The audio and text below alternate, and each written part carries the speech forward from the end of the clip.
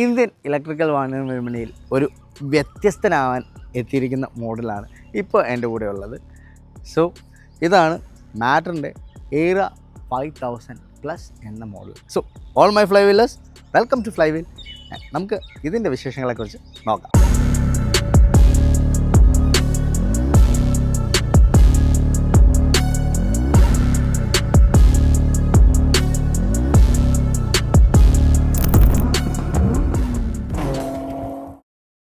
ആദ്യമായി തന്നെ ഈ ഒരു വാഹനത്തിൻ്റെ ഡിസൈനും മറ്റു കാര്യങ്ങളെക്കുറിച്ച് പറയുകയാണെങ്കിൽ വളരെ ഫ്യൂച്ചറിസ്റ്റിക് ആൻഡ് അഗ്രസീവായിട്ടൊരു ഡിസൈനാണ് നമുക്ക് കാണാൻ സാധിക്കുന്നത്. എല്ലാ ഭാഗത്തും ഷാർപ്പ് കട്ട് ആൻഡ് ക്രീസസ് ഒക്കെ കാണാം. അതോടൊപ്പം തന്നെ ഹെഡ് ലാമ്പ് കൊണ്ട് നോക്കിക്കഴിഞ്ഞാൽ വളരെ എന്താ പറയുന്നത്, ഒരു ഷാർപ്പായിട്ടുള്ള ഇങ്ങനെ തുളച്ച് കയറുന്ന രീതിയിലുള്ളൊരു ഹെഡ് ലാമ്പ് യൂണിറ്റാണ്. വളരെ ഫ്യൂച്ചറിസ്റ്റിക് ആയിട്ട് നമുക്കിത് കാണപ്പെടുന്നുണ്ട്. അതുപോലെ തന്നെ വാഹനത്തിൻ്റെ മൊത്തം ഭാഗങ്ങളിലും ആ ഒരു എന്താ പറയുന്നത്, വരകളും കൂർമുനകളും നമുക്ക് കാണാം. ഇവിടെയാണ് ഇതിൻ്റെ ഇൻഡിക്കേറ്റേഴ്സ് വരുന്നത്. അത് ബോഡിയായിട്ട് ഇൻ്റഗ്രേറ്റ് ചെയ്തിട്ടുണ്ട്. അതും വളരെ ഷാർപ്പായിട്ട് കൊടുത്തിട്ടുണ്ട്. ഫ്രണ്ടിൽ നമുക്ക് പെഡൽ ഡിസ്ക് ബ്രേക്സ് കാണാം. ആൻഡ് ഇതാണ് ഈ ഒരു വാഹനത്തിൻ്റെ വളരെ എടുത്തു പറയേണ്ട ഒരു ഭാഗം എന്ന് പറയുന്നത്, ഹൈപ്പർ ഷിഫ്റ്റ് എന്ന് പറയുന്ന ഈ ഇലക്ട്രിക് മോട്ടോർ സൈക്കിളിൻ്റെ ഗിയർ ബോക്സ് ഏരിയയാണ് നിങ്ങൾ ഈ കാണുന്നത്. അതോടൊപ്പം തന്നെ വശക്കാഴ്ചയിലും വാഹനം ഈ പറയുന്ന പോലെ, മുൻപ് പറഞ്ഞ പോലെ തന്നെ വളരെ ഷാർപ്പ് തന്നെയാണ്. പിന്നീട് നോക്കിയാലും ഡിസൈൻ്റെ കാര്യത്തിൽ ഈ പറയുന്ന കട്ടും ക്രീസസും അതോടൊപ്പം തന്നെ ഷാർപ്പ് ലൈൻസും മൊത്തത്തിൽ എല്ലായിടത്തും പോയിട്ടുണ്ടെന്ന് കാണാം. ഇനി ഈ ഒരു വാഹനത്തിൻ്റെ ഇൻസ്ട്രുമെൻറ്റ് ക്ലസ്റ്ററിനെ കുറിച്ച് നമുക്ക് നോക്കാം. ഈ കാണുന്ന ഒരു 7 ഇഞ്ച് ഇൻസ്ട്രുമെൻറ്റ് ക്ലസ്റ്ററാണ് നമുക്ക് വരുന്നത്. ഇത് തന്നെ നിങ്ങൾക്ക് കാണാൻ നമുക്ക് വാഹനത്തിൻ്റെ എല്ലാവിധ വിവരങ്ങളും ഇവിടെ കിട്ടുന്നുണ്ട്. ആൻഡ് വളരെ കളർഫുള്ളായിട്ടാണ് അത് സെറ്റ് ചെയ്തിരിക്കുന്നത്. ഇവിടെ ഓപ്ഷൻസ് എടുത്തു കഴിഞ്ഞാൽ നമുക്ക് ഡിസ്പ്ലേ ഓപ്ഷൻസ് ഉണ്ട്. അതിൽ അഡാപ്റ്റീവ് മോഡുണ്ട്, ലൈറ്റ് മോഡുണ്ട്, ദെൻ ഒരു ഡാർക്ക് മോഡും വരുന്നുണ്ട്. സോ അതുപോലെ തന്നെ വാഹനത്തിൻ്റെ എല്ലാ ഫങ്ഷൻസും നമുക്കിത് ഇവിടുന്ന് കിട്ടാനുള്ള എല്ലാ ഇതുണ്ട്. ഇതൊരു ഇലക്ട്രിക് മോട്ടോർ സൈക്കിൾ ആയതുകൊണ്ട് തന്നെ സൗണ്ട് നമുക്ക് ഇത് പോകുമ്പോൾ ഉള്ളൊരു മോട്ടോർ സൗണ്ട്, അല്ലെങ്കിൽ ബാക്കിയുള്ള ഇതിൻ്റെ ആക്സസറീസൊക്കെ ഓപ്പൺ ചെയ്യുമ്പോൾ ഉള്ള സൗണ്ടും മറ്റു കാര്യങ്ങളും ഇവിടെ നിന്ന് സെറ്റ് ചെയ്യാം. ബ്ലൂടൂത്ത് ഓഡിയോയ്ക്ക് ഒരു ഓപ്ഷൻ ഉണ്ട് വരുന്നത്. അതോടൊപ്പം തന്നെ നിരവധി കണക്ടിവിറ്റി ഓപ്ഷൻസ്, ബാറ്ററി, വാഹനത്തിൻ്റെ ഹെൽത്ത് നമുക്ക് ഇവിടെ നിന്ന് നോക്കാം. അതോടൊപ്പം തന്നെ ബാക്കി സ്റ്റാറ്റിസ്റ്റിക്സും കാര്യങ്ങളും എല്ലാം വരുന്നുണ്ട്. ഇതിൻ്റെ കൂടെ തന്നെ ഇവിടെ ഒരു ആപ്പും വരുന്നുണ്ട്. നമുക്ക് ആപ്പ് വഴി നമുക്ക് ഈ വാഹനത്തിലേക്ക് കണക്ട് ചെയ്യാം. അതിൻ്റെ കൂടെ തന്നെ ഈ ആപ്പ് വഴി നമുക്ക് വാഹനത്തിൻ്റെ ഈ പറയുന്ന ഡേറ്റാസ് എല്ലാം നമുക്ക് അവിടെയും കിട്ടും. പിന്നെ നോക്കിക്കഴിഞ്ഞാൽ മാപ്പ് ഇൻ്റഗ്രേഷൻ ഉണ്ട്.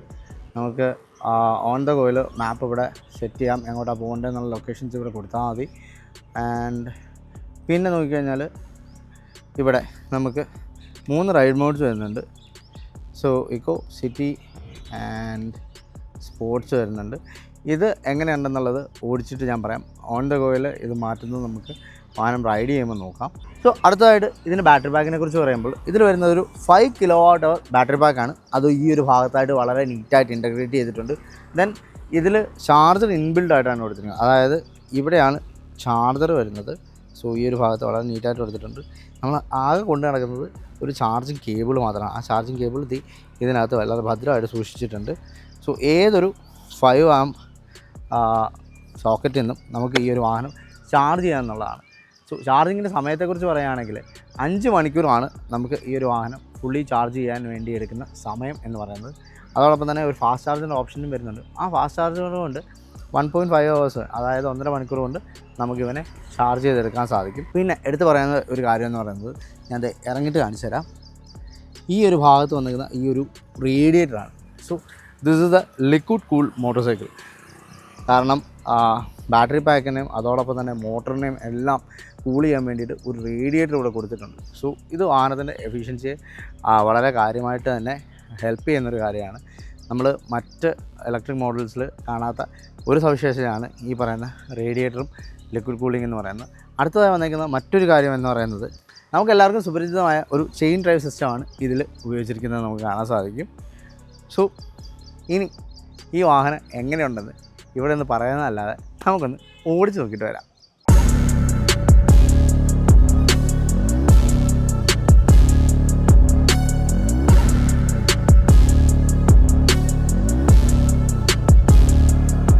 ശരിക്കും പറഞ്ഞാൽ ഒരു ഇലക്ട്രിക് ബൈക്കാണോ ഓടിച്ചതെന്നുള്ള സംശയമുണ്ട്. കാരണം വെച്ചാൽ അത്ര റെസ്പോൺസീവാണ്. ഗിയർ ബോക്സ് വളരെ നല്ലതാണ്. ആൻഡ് നമ്മളൊരു കൺവെൻഷണൽ EV ഓടിക്കുന്ന പോലെ ചുമ്മാ ഇരുന്നിട്ട് മറ്റേ ആക്സിലറേറ്ററും ബ്രേക്കും മാത്രമല്ല, ഇതിൽ ആ ഗിയർ ബോക്സിൻ്റെ ആ ഒരു എന്താ പറയുന്നത് ഇൻ്റഗ്രേഷൻ എന്ന് പറയുന്നത് വളരെ റെസ്പോൺസീവ്. കാരണം വെച്ചാൽ നമ്മളൊരു സാധാരണ ഐസ് മോട്ടോർ സൈക്കിൾ ഓടിക്കുന്ന പോലെ തന്നെ ഗിയർ ഷിഫ്റ്റ് ചെയ്യുമ്പോഴും ക്ലച്ച് വിട്ടിട്ട് ഫ്ലോട്ടുകൾ എടുക്കുമ്പോൾ ആ ഒരു ഫീലും ഒക്കെ വളരെ നന്നായിട്ട് കിട്ടുന്നുണ്ട്. അതുപോലെ തന്നെ ഇതിൻ്റെ മറ്റൊരു ഫീച്ചർ എന്ന് പറയുന്നത് നമുക്ക് ഗിയർ ഷിഫ്റ്റ് ചെയ്യുമ്പോൾ മാത്രം ക്ലച്ച് യൂസ് ചെയ്താൽ മതി. അല്ലാത്ത സമയത്ത് നമ്മൾ ബ്രേക്ക് ചെയ്യുമ്പോഴോ അല്ലെങ്കിൽ ട്രാഫിക്കിൽ നിൽക്കുമ്പോഴോ ഒന്നും നമുക്ക് ഈ ക്ലച്ച് യൂസ് ചെയ്യേണ്ട കാര്യം വരുന്നില്ല. സോ അത് ഇച്ചിരി കൂടെ എന്താ പറയുന്നത് നമുക്ക് ഒരു ഈസ് ഓഫ് റൈഡ് തരും. ദെൻ പറയാനുള്ളത് ഇതിൻ്റെ റൈഡിങ് മോഡ്സിനെ കുറിച്ചാണ്. സോ ബേസിക്കലി ഇതിൽ വരുന്നത് 3 റൈഡിങ് മോഡ്സാണ്: eco, city and sport. So eco എല്ലാവർക്കും അറിയാവുന്ന പോലെ വളരെ ഇക്കോ ഫ്രണ്ട്ലി ആയിട്ട് ഇക്കോണമിക്കലായിട്ട് നമുക്ക് ഏറ്റവും കൂടുതൽ റേഞ്ച് തന്നെ മോഡാണ് ഇക്കോ മോഡിൽ. സിറ്റി മോഡാണ് എനിക്കിതിനകത്ത് ഏറ്റവും ഇഷ്ടപ്പെട്ട ഒരു കാര്യം. കാരണം വെച്ചാൽ അറ്റ്മോസ്റ്റ് ആയിട്ടുള്ള പെർഫോമൻസ് അല്ലാതെ നമുക്ക് നോർമലായിട്ട് പോകേണ്ട എല്ലാ ഇപ്പം ഒരു വണ്ടി ഓവർടേക്ക് ചെയ്യാനാണെങ്കിലും അല്ലെങ്കിൽ ഒരു ട്രാഫിക് എൻജോയ് ചെയ്ത് ഓടിക്കാനാണെങ്കിലും ഒക്കെ അതുകൂടെ അതിൻ്റെ കൂടെ തന്നെ ഈ എൻജോയ്മെൻറ്റും ഫണ്ണും ഒക്കെ കിട്ടുന്നതിൻ്റെ കൂടെ തന്നെ നമുക്ക് കാര്യമായ റേഞ്ച് നൽകുന്ന ഒരു മോഡ് തന്നെയാണ് സിറ്റി മോഡ് എന്ന് പറയുന്നത്. പിന്നെ സ്പോർട്സ് മോഡിനെ കുറിച്ച് പ്രത്യേകം ഒന്നും പറയേണ്ടതില്ലല്ലോ. കാരണം വെച്ചാൽ ഈ വണ്ടിയുടെ ഏറ്റവും കൂടുതൽ പെർഫോമൻസ് നമുക്ക് ലഭിക്കുന്നത് സ്പോർട്സ് മോഡിലാണ്.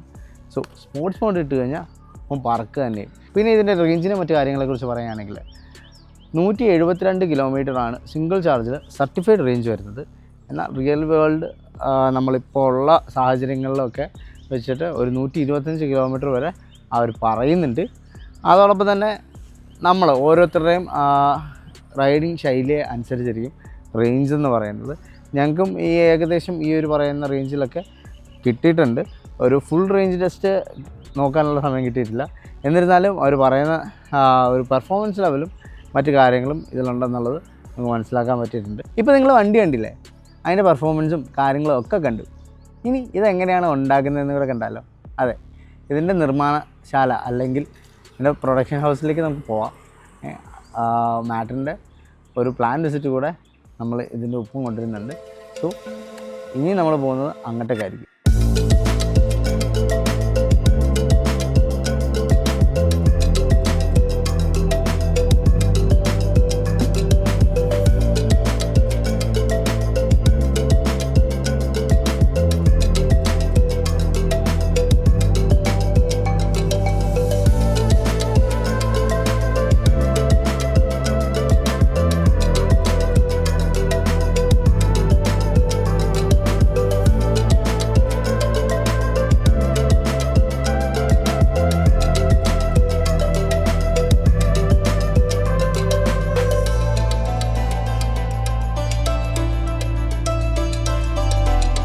അപ്പോൾ ഇതാണ് മാറ്ററിൻ്റെ എയ്റ 5000+, അതോടൊപ്പം തന്നെ മാറ്ററിൻ്റെ പ്രൊഡക്ഷൻ ഫെസിലിറ്റിയും. സോ നിങ്ങൾ വണ്ടിയും കണ്ടു, പ്ലാന്റും കണ്ടു. ഈ വാഹനത്തെക്കുറിച്ചുള്ള നിങ്ങളുടെ അഭിപ്രായങ്ങളും നിർദ്ദേശങ്ങളും തീർച്ചയായും കമൻറ്റ് സെക്ഷനിൽ കൂടെ ഞങ്ങളെ അറിയിക്കുക.